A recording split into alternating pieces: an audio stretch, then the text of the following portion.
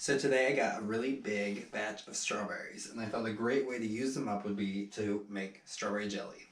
So what I have right here is 8 cups of strawberries. So I'm just gonna put them in the pan. I'm gonna go ahead and add a cup of water. Start to cook this until the strawberries start to mash down and release all their juices. So it's been about 20 minutes and the strawberries are cooking along. Make a whisk or a potato masher if you have one of those and just mash up your strawberries. Strain out all of the solid part. We're just going to use the juice for the jelly. Just take a bowl and a strainer. Go ahead and turn off the heat because you don't need to cook it anymore. So some people use bags when they do this. I just use a strainer. And some people would never push the liquid out of the strawberries, but I do. Let's get rid of that. Okay, so you should end up with about 4 cups of strawberry juice. You need to bring this up to a simmer. Okay, so it's just started to simmer in here. And so what we're going to do now is add the pectin.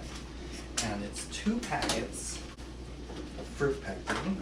And I love when you add the pectin because it really makes the color really vibrant.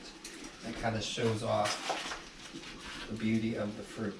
So just stir that in and just let that melt into the fruit juice. And so you're going to want to bring this up to a boil again. So it is boiling, and now we get to add the sugar. And this is 5 cups of sugar.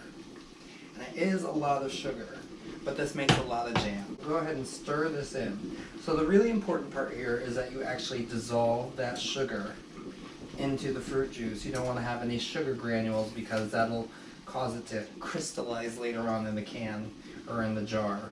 And you don't want to stir too vigorously because if you start making foam, it kind of stays around and doesn't go away. So be gentle. Alright, so we are at a rolling boil, and it is one that continues even when it's stirred. This is exactly what you want. So everything is really, really hot at this point, so you want to be really careful. So just ladle the jelly right into the jar. Move this funnel into the next jar. Put on the lid.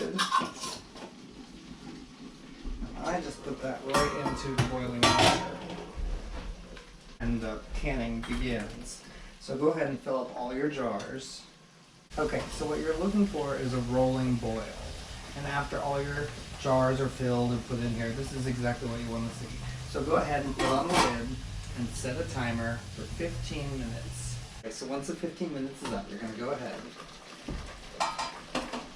turn off the heat, fish out your jars. Now these are going to be really hot, so you got to be careful.